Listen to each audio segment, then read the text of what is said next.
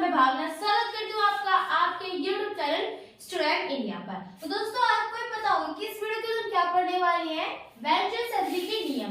ये पिछले वीडियो के अंदर मैंने आपको व्यंजन संधि पढ़ाई थी और उनके 2 नियम पढ़ाए थे। इस वीडियो के अंदर जो बच गए थे वो पढ़ेंगे, ठीक है। तो शुरू करते हैं अपनी वीडियो।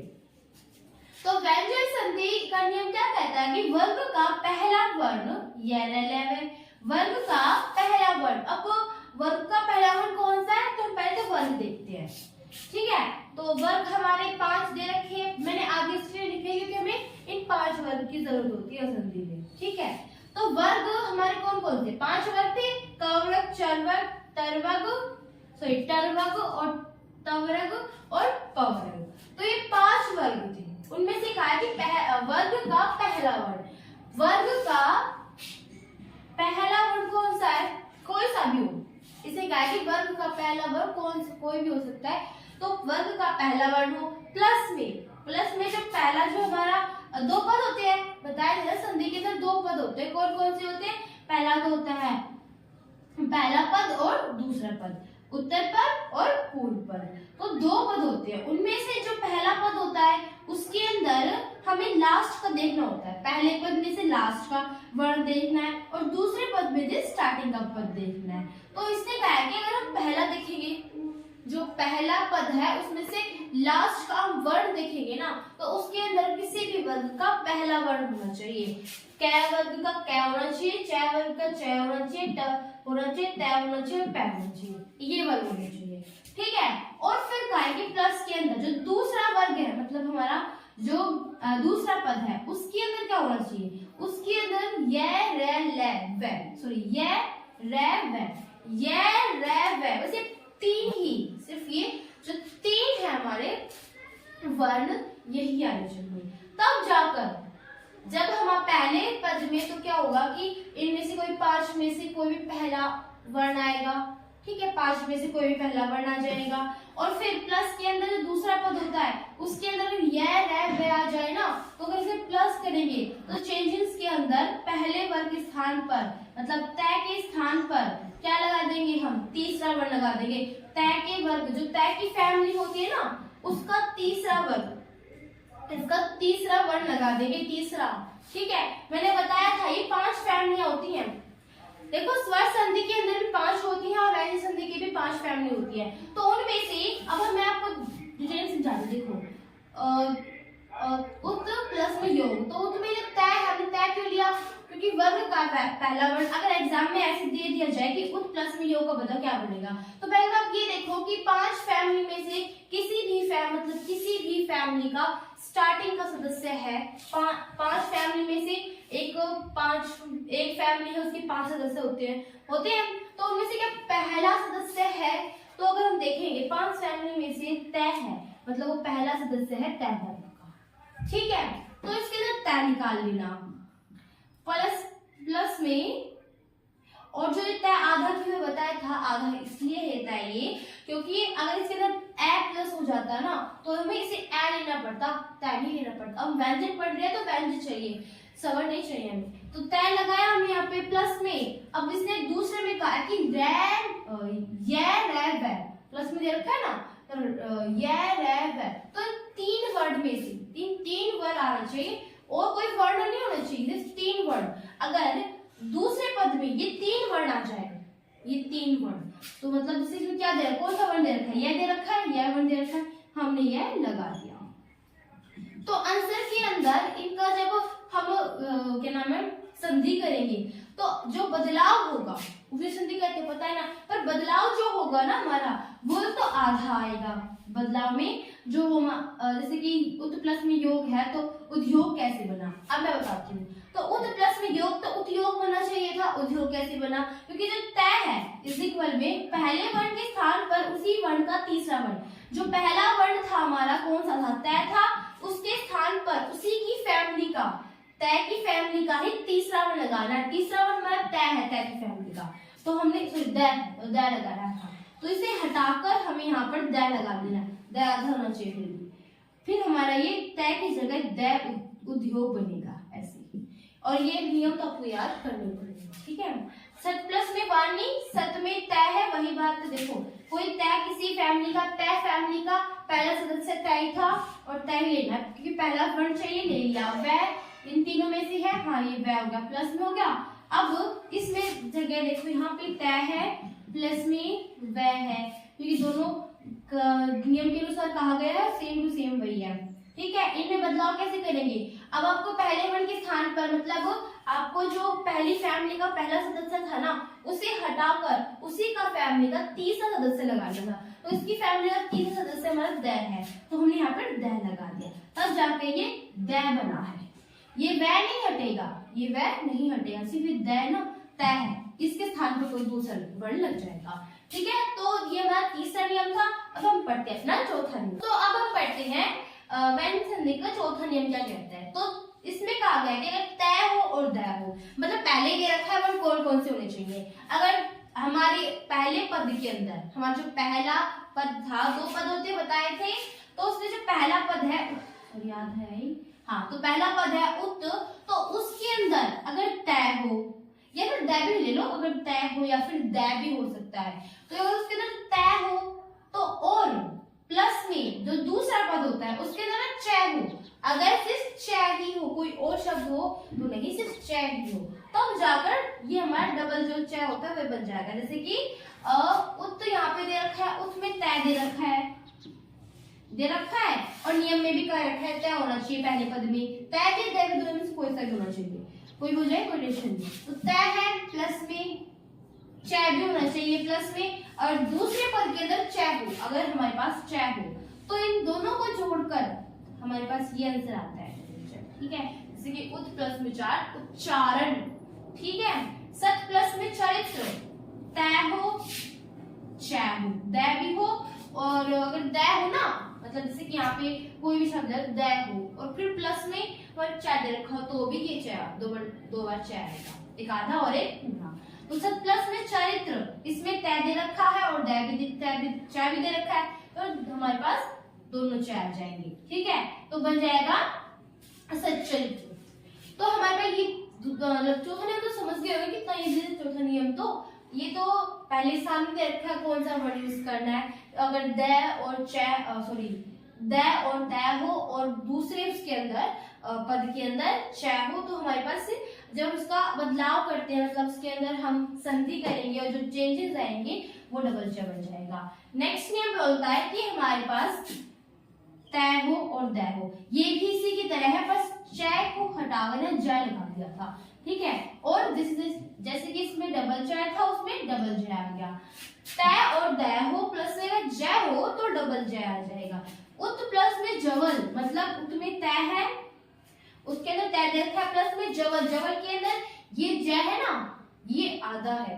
ठीक है, तो प्लस में हमें ज दे रखा है, तब जाकर हमारे पास क्या बनता है, ये वाला दो वाले च, दो ज बन गए। ठीक है, तो हमारे पास उत प्लस में जवल, उज्जवल बनेगा। ऐसे ही है सत प्लस में जन, सत में तय है, नियम में भी कह रखा है कि हाँ तय है, और ज, तय और ज को जोड़ेंगे तो डबल ज बनेगा। तो सच प्लस में सत प्लस में जन, सज्जन। ये नियम से आपको याद करने पड़ेंगे। ओके, बार बता रही हूँ, याद करने पड़ेंगे। उत प्लस में छिन्न, तो क्या बनेगा, उत में तय है और प्लस में छिन्न में क्या नाम है, छ है। तो ये नियम, ये वाला जो है ना, इसमें लास्ट में आंसर दे रखा है। देखो नियम में इतना तो हमने पढ़ लिया। अब नेक्स्ट में कहा कि या अगर तय और द हो और प्लस में हमें दूसरे पद में छ बताया है, तो जाके च और छ बनेगा, आधा च और पूरा छ बनेगा। ठीक है, तो उत प्लस में छिन्न क्या बनेगा, उच्छिन्न। ठीक है, उच्छिन्न बनेगा अगर हम उत प्लस में छिन्न लगाएंगे। ठीक है, तो यही हमारे 5 नियम हो गए हमारे। अब हम और नियम करते हैं, पहले से दोबारा रिपीट कर देती हूँ मैं। अगर तय प्लस में द हो, मतलब सॉरी तय और द हो प्लस में च हो, तो इज इक्वल टू दो बार च आएंगे, एक आधा और एक पूरा। दूसरे में अगर तय और द हो बस में च को हटाकर ज लगा दिया है, तब जाके डबल ज बनेगा। उसी प्रकार इसमें तय च को हटाकर ज लगा, इसके अंदर च और छ दोनों आ जाएगा। ठीक है, तो 5 नियम हमारे पूरे हो गए हैं। अब करते हैं अपना छठा नियम। तो पढ़ते हैं इसका छठा जो नियम है वो क्या कहता है। तो 6 नियम बोल रहा है कि अगर तय और दय हो, उसी की तरह मतलब हमारे जो 3 जो नियम थे या फिर 3-4 नियम थे वो हमारे एक डिफरेंट थे, उनके अंदर ऐसे नहीं कोई हमें दे रखे थे, वर्ण नहीं दे रखे थे, उसमें क्या रखा था कि अगर हमारा उस फैमिली का पहला वर्ण हो प्लस में वो हो तो उसको हटाकर वो लगा दो। इसमें हटाकर लगाने की बात होती थी उन 4 नियम के अंदर, पर इसके अंदर डायरेक्ट दे रखा है कि आपको अगर तय और दय हो, डायरेक्ट आपको वर्ण दे रखे हैं। अगर जिस भी पद में मतलब पहला पद है ना, किसी भी पहले पद के अंदर अगर तय हो दय हो, लास्ट में तय हो या फिर दय हो, उसमें तय दे रखा है, हाँ दे रखा है, और अगर उसके साथ दूसरे पद के अंदर प्लस में अगर तय हो दे रखा है, तय दे रखा है, तब जाके हमारे ये हाफ तय हो जाता है। एक तो हमारा आधा तय और एक हमारा पूरा तय बनेगा, ठीक है, 2 तय आ जाएंगे। तो अब तत् प्लस में टीका, सॉरी तत् प्लस में टीका, तो क्या बनेगा टीका। तो अब इसके अंदर कोई किसी चीज को हमने हटाया नहीं है, पहले के अंदर हमने हटाया था, हटाकर उसके स्थान पर किसी दूसरे को लगाया था, पर इसके अंदर किसी को हटाना नहीं है, नहीं हटाना। अब इसमें क्या करना है, तय और जो हमारा तय था, इस तय को और तय को हम इसे आप कहोगे ना तय को हटा रखा है, वैसे कहा नहीं हटा रखा, पर इसमें हटा हुआ दिखाई देगा आपको कैसे दिखेगा, क्योंकि अगर आप तय देखोगे तो तय के अंदर ये जो आधा तय है और ये तय है, मतलब ये आधा तय है और ये तय है, उसके स्थान पर हमने क्या लगा दिया, ये वाला तय लगा दिया, मतलब यही बात हो गई, इस तय को हटाकर हमने आधा तय लगा दिया, ठीक है। अब हम दूसरा कहता है कि अगर तय और दय हो और प्लस में दय हो, तय दय तो रहेगा, जो 2 नियम थे, 5वां नियम और 6वां नियम बिल्कुल सेम है, पर थोड़ा मतलब सेम तो है पर थोड़ा बहुत अलग है उसके अंदर, ठीक है। और जो बाकी के जितने भी नियम अब आएंगे सबके अंदर एक जो वर्ण है, एक जो क्या नाम है मतलब हमारा वर्ण है वो दूसरे वर्ण पर सहारा लेता है, मतलब उस पर निर्भर होता है। जैसे देखते ना अब सारा ले रहा है, इस पे आधा है और पूरा है, ठीक है। जैसे कि उल्लास में एक लय और दूसरा लय के ऊपर चढ़ा हुआ है, ऐसे, ठीक है, एक में आधा होगा एक में पूरा होगा। तय प्लस में दय प्लस में दय, तो इसमें 2 तय थे और एक ही आधा था और एक पूरा था, इसमें 2 दय है, एक आधा है और एक पूरा है। उत मतलब इस नियम में कहा है कि अगर तय और दय हो, तय दे रखा है प्लस में उसके साथ है दय हो, दय भी दे रखा है, तब जाके हमारे क्या बनेगा 2 दय बनेगा, मतलब उत प्लस में दय क्या बनेगा उदय। फिर 7वां नियम बोलता है तय प्लस में लय, मतलब जो तय है, ये हमारा तय दे रखा है ना तय, अगर तय प्लस में लय हो और आंसर में क्या होगा तो हमारे पास 2 लय बनेगा, डबल लय। अगर तय हो और लय हो, किसी भी पहले पद में तय दे रखा है, आधा तय दे रखा है और दूसरे में लय दे रखा है, तो जाकर हमारा ये बनेगा उल्लास, मतलब उत प्लस में लास उल्लास, 2 लय बन जाएंगे, एक लय उसके ऊपर चढ़ा होगा। तय प्लस में सह, अगर तय प्लस में सह हो, सह, और सह जो है ना वो आधा होना चाहिए, पूरा नहीं, आधा सह हो। जिसमें दे रखा है ना कि अगर उत में तय भी आधा है और सह भी आधा है, दोनों के अंदर आधा आधा है, तब जाके हमारा ये च आधा च और छ बनेगा। दे रखा है ना उत प्लस में सवास, उत्सवास, उच्च समाज।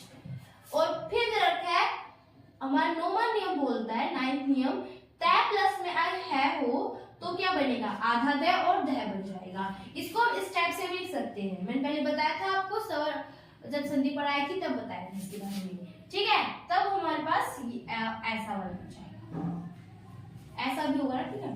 तो अगर तय हो और है हो तब जाकर हमारा आधा दय और पूरा दय बनेगा। जिसे हम उत प्लस में हा, उत में तय है बिल्कुल है भी है और वो भी है, तो उद्धार करेगा, ठीक है। तो हमारे पूरे 9 नियम हो गए, 2 नियम हमारे रह गए हैं, तो हम अब करते हैं ना 10वां नियम कौन सा है।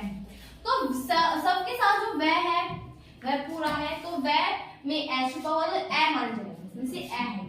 अगर ए हो प्लस में 6 हो, इसमें 6 दे रखा है, ये 6, तो इसमें वह भी है और 6 भी है, तो इसमें 6 दे रखा है। तो अब क्या करना है, इन दोनों के बीच 6 लगा देना है, कुछ नहीं करना, सिर्फ 6 लगा देना है।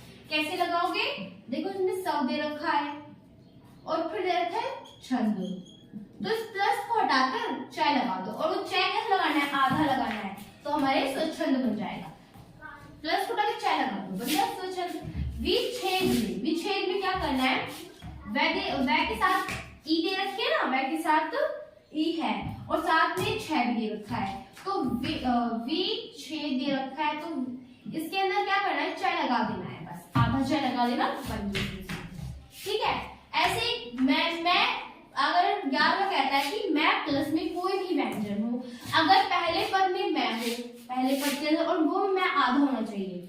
ठीक है, कोई भी हमारे साथ सवाल नहीं लेना चाहिए, मैं आधा होना चाहिए। अगर मैं हो और प्लस के अंदर, प्लस में कोई भी व्यंजन, प्लस में कोई भी व्यंजन में से कोई भी मतलब कोई भी व्यंजन हो सकता है, और बस पहले हमारे पास मैं होना चाहिए, फिर उसके साथ कोई भी व्यंजन हो, तब जाकर क्या होगा, तब मैं को हटाकर हम एक अनुस्वार लगा देंगे।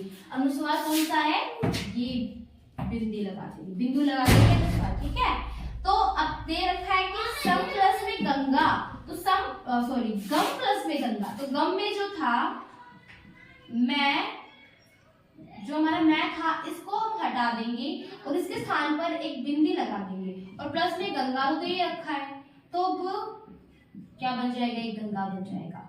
ठीक है, क्योंकि मैं को हटाएंगे और गैर अंक की बिंदी लगा देंगे तो गंगा बन जाएगा।